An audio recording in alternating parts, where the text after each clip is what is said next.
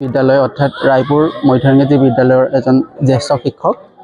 আজি 2 ফেব্ৰুৱাৰী 2026 তাৰিখে মই এই বিদ্যালয়খনৰ প্ৰধান শিক্ষক হিচাপে দায়িত্বভাৰ গ্ৰহণ কৰিছোঁ।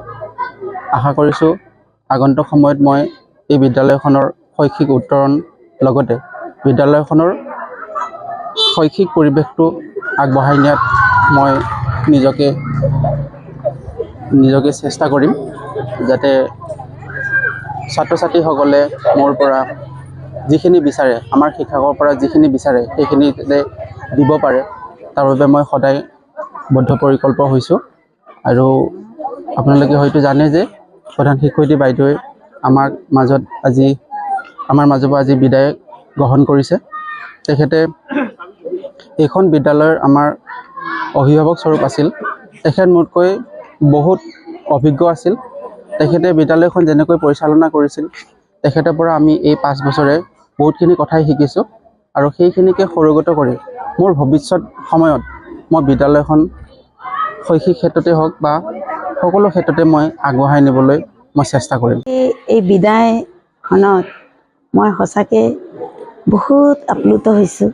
আৰু বিদায়তো চবৰে কাৰণে বিদায়, আৰু কিন্তু মই একচুৱেলি মোৰ সহকৰ্মীবৃন্দ, মোৰ SMCৰ কমিটি, মোৰ শিক্ষাগুৰু বা ৰাইজ বা সন্মানীয় ব্যক্তি ৰায়পুৰৰ বা মৰমৰ ছাত্ৰ ছাত্ৰীসকল চবেই মোক যেনেকৈ মৰম, যেনেকৈ শ্ৰদ্ধা, যেনেকৈ আঁকোৱালি ল'লে, মোক বিদায় দিয়া নাই। তেওঁলোকে মোক ওপৰঞ্চি টানি লৈছে, মোক এনেকৈ টানি ল'লে যে মই হয়তো অৱসৰ লোৱাৰ পিছতো স্কুলখনত মাজে মাজে মই আহিবই লাগিব। মই এওঁলোকক এৰিবই পৰা নাই। মোৰ ৰান্ধনী ভণ্টিহঁতে মোক ইমান মৰম কৰিছিল এই 18টা বছৰ, মোৰ ভাষাই নাই কোৱাৰ।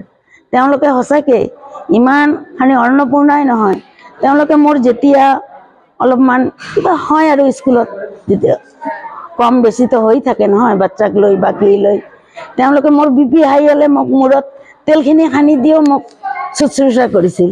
ইয়াতকৈ আৰু ডাঙৰ পাওনা মোৰ একো নাই। আৰু চবেই SMC, ক্লাষ্টাৰ, স্কুল কৰ্তৃপক্ষ, কৰ্মচাৰী পৰিষদ সকলোৰে পৰা মই যিখিনি পাইছোঁ, এইখিনি আৰু মোৰ কুলাই পাচিয়ে নধৰা হৈছে মোৰ অন্তৰ। সঁচাকৈ মই খবৰে শলাগ লৈছোঁ, আপোনালোকৰো শলাগ লৈছোঁ। আপোনালোকেও মাজে মাজে আহি স্কুলখনত সহযোগ কৰিব। আৰু চবৰে মই ঈশ্বৰৰ ওচৰত সুস্বাস্থ্য দীৰ্ঘায়ু কামনা কৰিছোঁ। সকলে তোমালোকে বহুত ভালকৈ পঢ়া শুনা কৰিবা, খেলা ধূলা কৰিবা। কলাষ্টিক যিটো কালচাৰেল প্ৰগ্ৰামৰ পৰা খেলা ধূলা চবতে তোমালোকে পাৰদৰ্শিতা অৰ্জন কৰিবই লাগিব। এতিয়া কি, এতিয়াৰ যুগ কিন্তু খালি পঢ়া শুনাৰ যুগ নহয়। এতিয়া চবফালে আগবাঢ়ি যাব লাগিব আমি, নহ'লে খালি পঢ়া শুনা লৈ থাকিলে আমি আগবাঢ়ি যাব নোৱাৰিম, হয়নে নহয়? আজিকালি কি কৰিছে চৰকাৰে, আমাক কি সুবিধা দিছে কোৱাচোন তোমালোকে, কোৱা। আমি সকলো ফালে আমি স্কিল ডেভেলপ হ'বই লাগিব। কাজে কামে, আচাৰে ব্যৱহাৰে, পঢ়াই শুনাই চব ফালে হ'ব লাগিব। আদৰ্শ ছাত্ৰ ছাত্ৰী হৈ তোমালোকে স্থানীয় জাগাৰ ঘৰৰ চবৰে মান সন্মান উজ্জ্বল কৰিবা, শিক্ষাগুৰুসকলক সন্মান কৰিবা, গুৰুজনক সন্মান কৰিবা, আৰু তোমালোকে দোপত দোপে ডাঙৰ হৈ আগবাঢ়ি যোৱা। এইখিনিয়ে মই ঈশ্বৰৰ ওচৰত তোমালোকৰ কামনা কৰিছোঁ। মোৰ মৰমৰ ছাত্ৰ ছাত্ৰীসকল, মই হয়তো কালি নাহিম, 2-4 দিন পিছত হ'লে তোমালোকৰ মাজত আহিম। তোমালোকে সদায় সময়সূচী তোমালোকে বৰ্তাই ৰাখিবা। যেনেকৈ আহি মৰ্ণিং এছেম্বলি কৰা, ড্ৰিল কৰা, সকলোখিনি মহৎ লোকৰ বাণীৰ পৰা একোতে তোমালোকে অৱহেলা নিদিবা। ক্লাবৰ বিষয়ববীয়াসকলক মই ধন্যবাদ জ্ঞাপন কৰিছোঁ। সঁচাকৈ মই আনন্দিত আৰু অভিভূত হৈছোঁ। এইখন বিদায়ী সভাত যে ইমান মানুহ প্ৰধান শিক্ষয়িত্ৰীগৰাকীক মৰম যাচিলে, মই সঁচাকৈ অভিভূত। ছাত্ৰ আৰু শিক্ষক আৰু ছাত্ৰ ছাত্ৰী এইটো এটা তিনিকোণীয়া পদ্ধতি। শিক্ষকসকল, ছাত্ৰ ছাত্ৰীসকল আৰু অভিভাৱকসকল, ইয়াৰ মাজত এটা সুসম্পৰ্ক থাকে। এডুকেশ্যনে জনডি কৈছিল যে এডুকেশ্যন ইজ এ ট্ৰাইপুলাৰ প্ৰচেছ।